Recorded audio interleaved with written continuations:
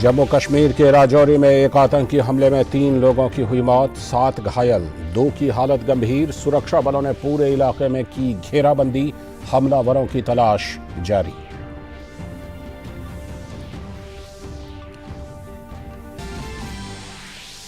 दिसंबर 2022 में जीएसटी संग्रह में दिखा इजाफा, 1.49 लाख करोड़ रुपए का रहा कुल संग्रह। साल 2021 के मुकाबले दिसंबर महीने के संग्रह में दिखी 15% की वृद्धि। साल 2023 के पहले दिन लोगों का जश्न, सड़कों पर लंबा जाम, पूजा और धार्मिक स्थलों पर दिखी श्रद्धालुओं की भीड़। दिल्ली, जयपुर, मनाली की सड़कों पर गाड़ियों की लंबी कतार। दिल्ली एनसीआर में कई स्थानों पर लगा जाम।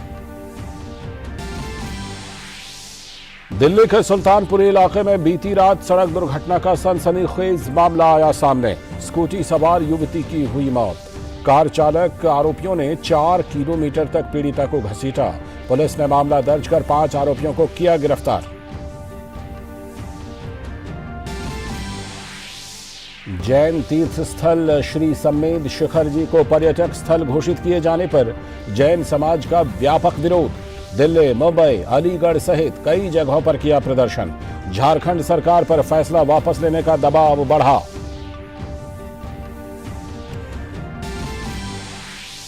और बीसीसीआई की मुंबई में हुई समीक्षा बैठक में लिए गए कई अहम फैसले। अब राष्ट्रीय टीम में जगह के लिए योयो टेस्ट के साथ डेक्स्टा टेस्ट में भी पास होना जरूरी।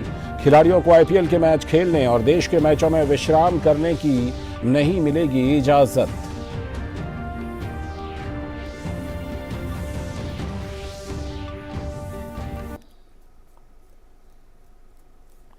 नमस्कार, आप देख रहे हैं डीडी न्यूज समाचार बुलेटिन में आप सभी का स्वागत है। मैं हूं लाल चंद्र सिंह।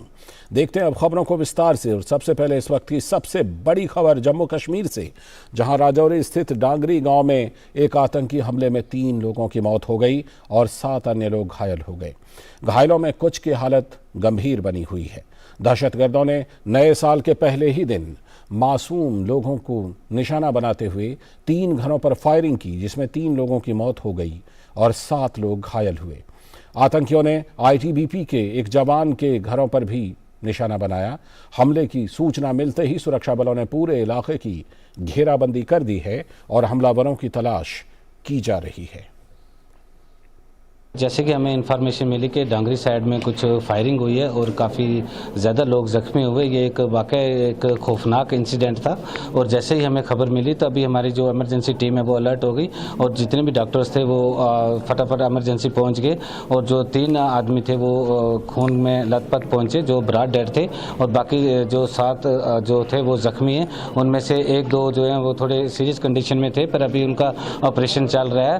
पर अभी जो अभी पूछा गया उनसे तो अभी देखा गया तो वो खतरे से भी बाहर हैं। सिर्फ 2 जो बंदे हैं उनकी थोड़ी कंडीशन जो है अभी स्टेबल नहीं है, उनका ऑपरेट हो रहा है और बाकी जो 5 बंदे हैं वो थोड़े स्टेबल हैं और 3 बंदे जो इसमें वो जो है उनकी डेथ हो गई है। मेरे भतीजा है, घर में बैठे थे, पता नहीं 2 बंदे थे 3 थे, उन्होंने फायर किया। एक को तो रास्ते में मार दिया, दूसरे घर में आए वहाँ फायर किया। हम बाहर निकले, फिर उन्होंने हमारे घर की तरफ फायर किया। जब हमने गेट बंद किया फिर वो फायर करते करते नीचे निकले, फिर उनको जो रास्ते में मिला सबको मारते गए। मेरा एक भतीजा जिसका नाम दीपक शर्मा, उसकी डेथ हो गई। पहले ये लोग जाते हैं एक घर में, वहाँ जाकर ये अटैक करते हैं। 2 लोग जो हमारे वहाँ पर रहते हैं, 2 को पहले जाके हिट करते हैं वहाँ पर। उसके बाद वहाँ से रास्ता नीचे थोड़ी ही दूर घर है, 50 मीटर के, वो दूसरे घर जाते हैं। ये वहाँ जाकर ये करते हैं, अटैक करते हैं। उसी के बाद जहाँ उसी के नीचे 150 मीटर नीचे लगभग और तीसरा घर था। 3 घरों में जाकर ये तीसरे घर में जाते हैं और वहाँ पर छोटे छोटे बच्चों को भी ये फायरिंग के साथ जो है वो गिराते हैं नीचे, जिसके नतीजे में हमारे 3 लोग जो है वो यहाँ पर जो मार चुके हैं। और अब रुख करते हैं एक और बड़ी खबर का। नए साल में जीएसटी के मौके पर अच्छी खबर आई है। दिसंबर महीने में जीएसटी संग्रह के आंकड़े जारी किए गए हैं, जिसमें साल 2022 के आखिरी महीने में जीएसटी कलेक्शन में बीते साल यानी कि साल 2021 के दिसंबर की तुलना में 15% की वृद्धि दर्ज की गई है और ये 1,49,000 करोड़ रुपए रहा है। बीते 10 महीनों से लगातार जीएसटी संग्रह 1,40,000 करोड़ रुपए से ज्यादा का ही रहा है। अगर नवंबर महीने के जीएसटी संग्रह से तुलना करें तो भी इसमें इजाफा हुआ है। नवंबर में जीएसटी कलेक्शन 1,46,000 करोड़ रुपए का था, तो वहीं साल 2022 में सबसे ज्यादा रिकॉर्ड जीएसटी अप्रैल महीने में 1,68,000 करोड़ रुपए दर्ज किया गया था, तो दूसरे नंबर पर अक्टूबर महीने में 1.52 करोड़ रुपए दर्ज किया गया था। बात नए साल के जश्न की। 2 साल के बाद नए साल का जश्न इस बार पूरी दुनिया में देखने को मिल रहा है। भारत में भी लोग बीते 2 साल कोरोना की वजह से जश्न नहीं मना पाए थे, लेकिन इस बार भारत के कोने कोने में साल 2023 के स्वागत की तस्वीरें सामने आ रही हैं। हर कोई अपनों के साथ नए साल का स्वागत कर रहा है, तो वहीं लोग अपनी आस्था के अनुसार अपने पूजा स्थल जाकर भी दुआएं मांग रहे हैं। बच्चों और युवाओं का जोश तो देखते ही बनता है। साल 2023 का भारत में पहला दिन और पूरे उत्तर भारत में ठंड के साथ चमकता हुआ सूर्य, पंजाब से लेकर पुरी तक और कोलकाता से मुंबई तक, ऊपर से रविवार। ऐसे में उल्लास दोगुना चौगुना क्यों ना हो। देश के हर छोटे बड़े शहर कस्बों तक में लोग खासे उत्साहित नजर आए। जाके मंदिर देखेंगे, जगन्नाथ में दर्शन करेंगे। नवे साल दियां बहुत बहुत शुभकामनाएं। आज मौसम साफ है, धुंध नहीं हैगी और शीत लहर भी चल रही है। पहले देखते हैं देश के बड़े शहरों में कैसा रहा पूरा दिन। बीती रात लोगों ने जहां जमकर पार्टी की, तो वहीं साल के पहले दिन तकरीबन सभी शहरों में लोगों ने पूजा स्थलों का रुख किया और सुख समृद्धि स्वास्थ्य के लिए विशेष रूप से प्रार्थना की। सिलीगुड़ी से तिरुवनंतपुरम तक और अमृतसर से मदुरई तक अपनी अपनी आस्था और परंपरा के मुताबिक लोगों ने मंदिरों, गुरुद्वारों और गिरजाघरों में जाकर आराधना की। अपने परिजनों और राष्ट्र के लिए उन्होंने मंगल कामनाएं की। वाराणसी का काशी विश्वनाथ हो या मदुरई का मीनाक्षी अम्मा का मंदिर या फिर अमृतसर का गोल्डन टेम्पल, आज सुबह से ही लोगों की भारी भीड़ जमा रही। मैं अतुल बोल रहा हूँ, मैं भाईंदर से आया हूँ। अराउंड 2 किलोमीटर बड़ी लाइन है, 3-4 घंटा हो गया मुझे लाइन में लगे हुए, बट लाइन में आ गए, अभी दर्शन हो गए, बढ़िया दर्शन हो गए एकदम से। कि यहाँ पर हम जो भी मनोकामना रखते हैं वहाँ पर संपन्न रूप से परिपूर्ण हो जाता है। यहाँ लोटस टेम्पल में घूमने आए फैमिली के साथ में, हमें बहुत अच्छा लगा। इसके अलावा देश के अलग अलग शहरों में लोगों ने पार्क, पर्यटक स्थलों और ऐतिहासिक स्थलों का भी रुख किया। कई जगह पर भीड़ और ट्रैफिक से स्थिति चरमराती भी नजर आई। कोलकाता के प्रसिद्ध विक्टोरिया मेमोरियल पर सुबह से ही आगंतुकों का तांता लगा रहा, तो वहीं मनाली रोहतांग मार्ग पर पर्यटकों की लंबी कतार नजर आई। जम्मू कश्मीर के बर्फबारी वाले इलाकों पर भी पर्यटकों की भारी भीड़ दिखाई दी। जम्मू के डोडा इलाके में भी लोग भारी संख्या में पहुंचे। ये साल हम लोगों का सबका अच्छे से बीते, हम लोग स्वस्थ रहें, सुखी रहें, संपन्न रहें, समृद्ध रहें। जा रहे हैं, कहाँ जा रहे हैं हम अभी? सोलंग वैली में, but as you see traffic की वजह से थोड़ा हम रुक चुके हैं। बट मनाली इतना अच्छा है कि जहाँ पे भी रुक जाते हैं एंजॉय तो कर सकते हैं यार। सो वैसे एंजॉय कर रहे हैं यहाँ पे साइड में। राजधानी दिल्ली का भी हाल कमोवेश ऐसा ही रहा, जहां लोगों ने इंडिया गेट, कनॉट प्लेस पर जमकर आउटिंग की। लोटस टेम्पल के आसपास भी लोग काफी नजर आए। भारी भीड़ और ट्रैफिक की व्यवस्था को देखते हुए दिल्ली पुलिस ने पहले ही इंतजाम किए हुए थे। वहीं नई दिल्ली नगर निगम क्षेत्र को विशेष तौर पर नव वर्ष के मौके पर सजाया संवारा गया था।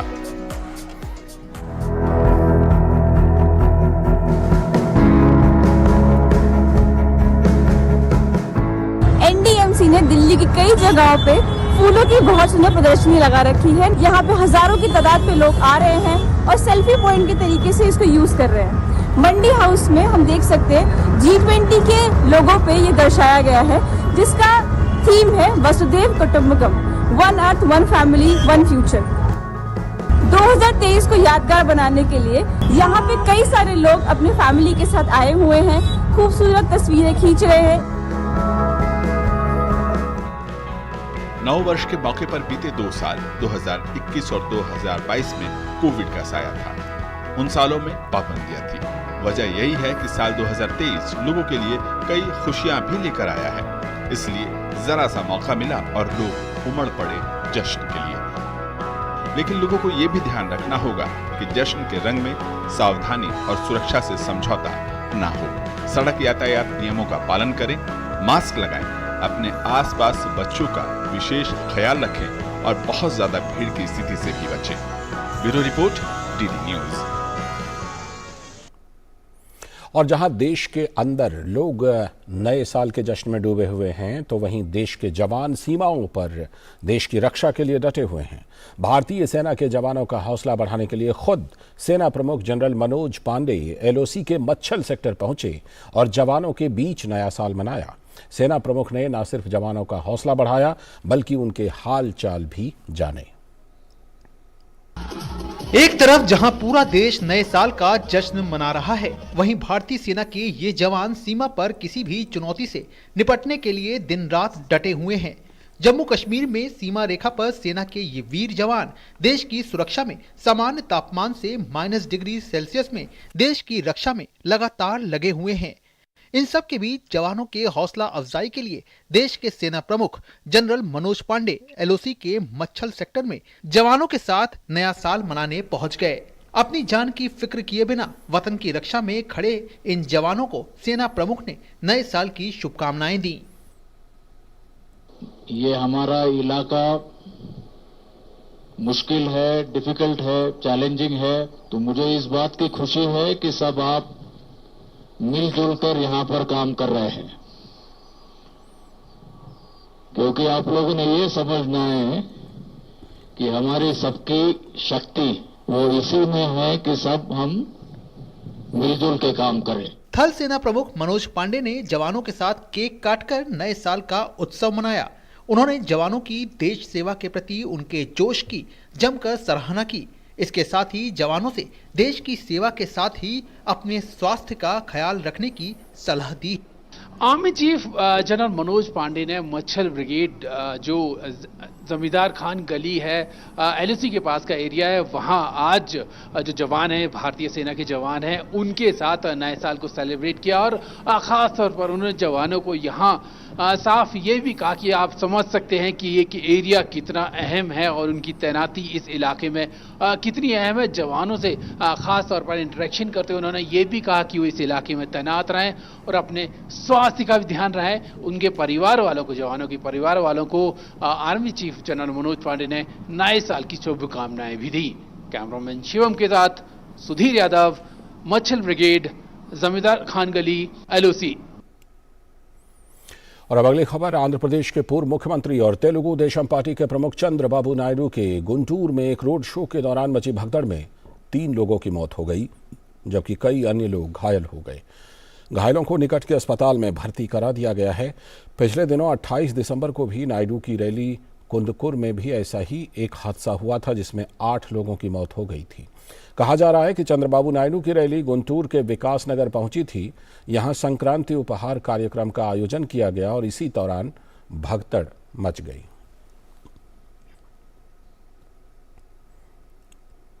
और उधर राजस्थान के सीकर जिले के पलसाना कस्बे में 3 वाहनों की भीषण भिड़ंत में 9 लोगों की मौत हो गई, जबकि करीब आधा दर्जन लोग घायल भी हो गए। हादसा खंडेला रोड पर माजी साहब की ढाणी के बीहड़ क्षेत्र में हुआ। पहले एक पिकअप और बाइक के बीच टक्कर हुई। बाद में दोनों वाहन सामने से आ रहे बोरवेल मशीन से ट्रक से भिड़ गए, जिसमें 9 लोगों की मौत हो गई। मारे जाने वालों में एक ही परिवार के 7 लोग शामिल हैं।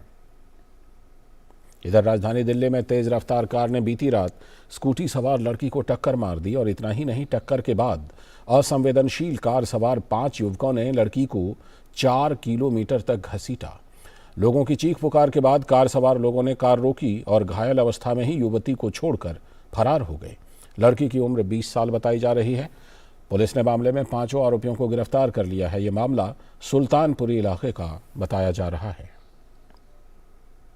तो वहाँ की पुलिस ने जब कार नंबर से आइडेंटिफाई किया तो उसके ऑनर और जो कार के ऑक्यूपेंट्स थे उनके बारे में पता चला। जब हमने उनको एप्रीहेंड करके उनसे पूछताछ की तो उन्होंने बताया कि सुल्तानपुरी के इलाके में एक स्कूटी के साथ उनका एक्सीडेंट हुआ था और जहाँ एक्सीडेंट हुआ तो वहाँ जब हमने वेरीफाई किया तो वहाँ पे एक स्कूटी टूटे हुए हालत में मिली भी थी और स्कूटी के नंबर से हमने विक्टिम को आइडेंटिफाई किया तो ये पता चला कि इंसिडेंट के टाइम में एक्सीडेंट जो हुआ था उस समय स्कूटी से लड़की गिरी थी और बालेनो कार जिसमें एक्यूज सवार थे उसके नीचे आ गए थे और उसके साथ ड्रैग होते काफ़ी दूर तक गई थी।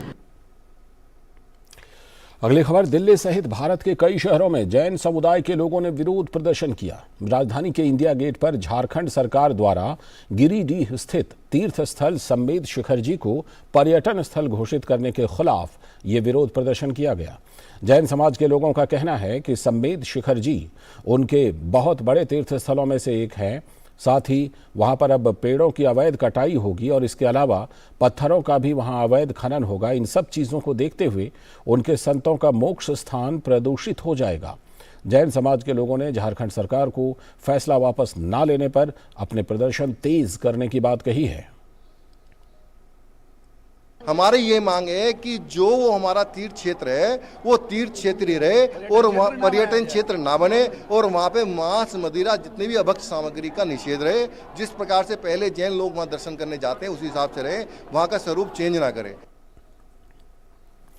महाराष्ट्र के सोलापुर के पटाखा फैक्ट्री में आग लग जाने से 9 लोगों की मौत हो गई जबकि 12 लोग घायल हो गए। पटाखे की फैक्ट्री में करीब 40 मजदूर काम कर रहे थे। आग लगने के तुरंत बाद घटनास्थल पर एम्बुलेंस पहुंची और बचाव अभियान शुरू किया गया।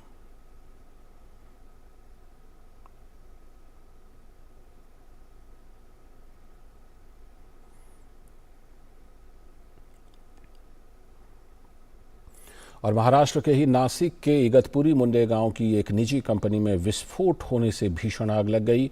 इस आग के कारण अब तक 3 लोगों की मौत हो चुकी है और 5 से ज़्यादा लोग घायल हैं। आग लगने के सही कारणों का हालांकि अभी तक पता नहीं चल पाया है और बचाव के प्रयास जारी हैं। और इस बीच महाराष्ट्र के मुख्यमंत्री एकनाथ शिंदे ने अस्पताल पहुंचकर स्थिति का जायजा लिया। शिंदे ने कहा कि इलाज का पूरा खर्च सरकार उठाएगी। मृतकों के परिवारों को 5-5 लाख रुपए दिए जाएंगे और मामले की जांच की जाएगी। बड़ा हादसा है और जैसे ही पता चला हमारे पालक मंत्री दादा भुसे जी वहाँ तुरंत पहुँचे। कलेक्टर डिविजनल कमिश्नर से मेरी साथ बात हो रही थी लगातार। यहाँ रेस्क्यू के लिए एयरफोर्स की टीम को भी तैनात किया था और यहाँ पर 17 लोग घायल है, जख्मी है, 2 लोगों की मृत्यु हुई है। बहुत बड़ा हादसा है, बहुत बड़ी दुर्घटना है। जो इंजर्ड है, जख्मी है, उनसे मैं खुद बातचीत करके आया हूँ। यहाँ के हॉस्पिटल के सब डॉक्टर उनके ऊपर ट्रीटमेंट कर रहे हैं। पूरे इलाज यहाँ पर उनका ठीक तरह से होगा। इलाज का पूरा खर्च जो है सरकार उठाएगी और 2 लोग की मृत्यु हुई है उनको प्रति परिवार को 5-5 लाख रुपए दिए जाएंगे और दुर्घटना की जांच की जाएगी। उत्तराखंड के मुख्यमंत्री पुष्कर सिंह धामी क्रिकेटर ऋषभ पंत से मिलने के लिए अस्पताल पहुंचे। गौरतलब है कि भारतीय क्रिकेटर ऋषभ पंत शुक्रवार की सुबह दिल्ली से रुड़की के डेरा स्थित अपने घर लौटते समय दुर्घटनाग्रस्त हो गए थे। उनकी कार अचानक डिवाइडर से टकरा गई थी और उसमें आग लग गई थी और काफ़ी हद तक ये कार जल गई थी। गंभीर रूप से घायल पंत को गाड़ी से किसी तरह निकाला गया और अस्पताल में भर्ती कराया गया। बड़ी खबर हरियाणा से, जहां खेल मंत्री और पूर्व हॉकी खिलाड़ी संदीप सिंह के खिलाफ महिला कोच ने यौन उत्पीड़न का आरोप लगाया है। चंडीगढ़ के सेक्टर 26 पुलिस स्टेशन में खेल मंत्री के खिलाफ मामला दर्ज हुआ है। संदीप सिंह और महिला कोच विवाद में हरियाणा के डीजीपी ने SIT गठित कर दी है। संदीप सिंह ने आरोपों को हालांकि खारिज करते हुए अपने पद से फिलहाल इस्तीफा दे दिया है। उन्होंने कहा कि उनकी छवि को खराब किया गया है। माहौल क्रिएट किया गया है मेरी छवि को ख़राब करने के लिए और एक खेल विभाग के जूनियर कोच ने जो एलिगेशंस, गलत फॉल्स एलिगेशंस लगाए हैं, उसकी मैं चाहूँगा कि अच्छे से जांच हो। जांच चल भी रही है और जब भी उसकी रिपोर्ट आती है, उस रिपोर्ट के बाद एक नैतिकता के कारण, एक इंसानियत के कारण मैं अपना खेल विभाग जो है माननीय मुख्यमंत्री जी को सौंपता हूँ। केंद्र सरकार ने सिंगापुर और 5 अन्य देशों से अंतर्राष्ट्रीय आगमन के लिए RT-PCR परीक्षण अनिवार्य कर दिया है। चीन के अलावा अन्य 5 देश हांगकांग, जापान, दक्षिण कोरिया, सिंगापुर और थाईलैंड हैं। चीन सहित 5 देशों से आने वाले यात्रियों के लिए अगले हफ्ते से नेगेटिव RT-PCR अनिवार्य है। गौरतलब है कि भारत में अगले महीने कोविड की स्थिति निर्णायक होने की आशंका के कारण ये कदम उठाया गया है। इन देशों में कोरोना के मामले बढ़ने के कारण भारत सतर्क हो गया है। देश के राज्यों ने किसी भी आपातकालीन स्थिति से निपटने के लिए तैयारी शुरू कर दी है और स्वास्थ्य के आधारभूत ढांचे की भी समीक्षा की जा रही है। सिंगापुर से दिल्ली एयरपोर्ट पहुंचे एक यात्री ने कहा कि हमें एयर सुविधा फॉर्म भरना था और नेगेटिव RT-PCR रिपोर्ट पेश करनी थी। हमें जैसे कि एक एयर सुविधा फॉर्म था वो हमने भरना था, तो वो चेक हुआ था। बाकी हमारा RT-PCR टेस्ट था, वो चेक कर रहा था कि नेगेटिव है कि नहीं। जिनका 28 से पहले का है, जैसे कि 3 दिन से पहले का है, तो उनका दोबारा से मतलब RT-PCR हो रहा है। यहाँ व्यवस्था काफ़ी स्ट्रिक्ट है, सबकी चेकिंग हो रही है अच्छे से। प्रधानमंत्री नरेंद्र मोदी 3 जनवरी को सुबह 10:30 बजे वीडियो कॉन्फ्रेंसिंग के जरिए 108वीं भारतीय विज्ञान कांग्रेस को संबोधित करेंगे। इस वर्ष के ISC का मुख्य विषय महिला सशक्तिकरण के साथ सतत विकास के लिए विज्ञान और प्रौद्योगिकी है। इस आयोजन के दौरान सतत विकास, महिला सशक्तिकरण और इसे प्राप्त करने में विज्ञान और प्रौद्योगिकी की भूमिका के मुद्दों पर चर्चा की जाएगी। विज्ञान और प्रौद्योगिकी में महिलाओं के योगदान को प्रदर्शित करने के लिए एक विशेष कार्यक्रम भी आयोजित किया जाएगा, जिसमें प्रसिद्ध महिला वैज्ञानिकों के व्याख्यान भी होंगे। ISC का 108वां वार्षिक सत्र राष्ट्र संत तुकडोजी महाराज नागपुर विश्वविद्यालय में आयोजित किया जाएगा, जो इस वर्ष अपनी शताब्दी वर्ष भी मना रहा है। केंद्र सरकार की नई एकीकृत खाद्य सुरक्षा योजना आज से लागू हो गई। केंद्रीय मंत्रिमंडल के निर्णय के अनुसार नई योजना में राष्ट्रीय खाद्य सुरक्षा अधिनियम के अंतर्गत वर्ष 2023 में 81 करोड़ से भी अधिक लाभार्थियों को निःशुल्क खाद्यान्न उपलब्ध कराया जाएगा। ये योजना अधिनियम का प्रभावी और एक समान कार्यान्वयन सुनिश्चित करेगी। निःशुल्क खाद्यान्न के साथ साथ इस योजना से एक राष्ट्र एक राशन कार्ड कार्यक्रम का कार्यान्वयन भी सुनिश्चित होगा। नई योजना से खाद्य सुरक्षा में एक रूपता और स्पष्टता आएगी। इस योजना के तहत अंत्योदय अन्न योजना वाले परिवारों और प्राथमिकता वाले घरेलू व्यक्तियों सहित सभी राष्ट्रीय खाद्य सुरक्षा अधिनियम के लाभार्थियों को खाद्यान्न उपलब्ध कराया जाएगा। देश भर में 5 लाख से भी अधिक उचित मूल्य की दुकानें हैं, जिसके माध्यम से लाभार्थियों को मुफ्त खाद्यान्न वितरित किए जाएंगे। केंद्र सरकार खाद्य सब्सिडी के रूप में एक साल में 2 लाख करोड़ रुपए से भी ज्यादा का खर्च वहन करेगी। सरकार का यह निर्णय गरीबों के लिए खाद्यान्न की पहुंच, सामर्थ्य और उपलब्धता के मामले में राष्ट्रीय खाद्य सुरक्षा अधिनियम के प्रावधानों को मजबूत करेगा।